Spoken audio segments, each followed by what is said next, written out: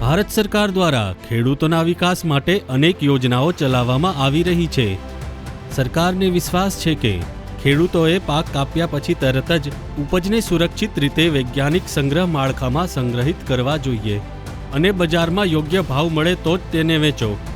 ખેડૂતો દ્વારા WDRA નોંધાયેલા ગોડાઉનોમાં સંગ્રહ કરેલી ઉપજ પર બેંકોથી લોન લઈ શકાય છે। ભારત સરકારે એક ડિજિટલ ગેટવે કિસાન ઉપજ નિધિનો વિકાસ કર્યો છે। આથી ખેડૂતોએ વારંવાર બેંક જવાની આવશ્યકતા પડશે નહીં। ખેડૂત જનસમર્થ પોર્ટલ પર નોંધણી કરશે। ગેટવેનો રૂલ એન્જિન અરજદારની લાયકાત તપાસશે અને વિભિન્ન વિકલ્પ રજૂ કરશે। પસંદ કરેલા વિકલ્પના આધારે સંબંધિત બેંક લોન રકમનો વિતરણ કરશે।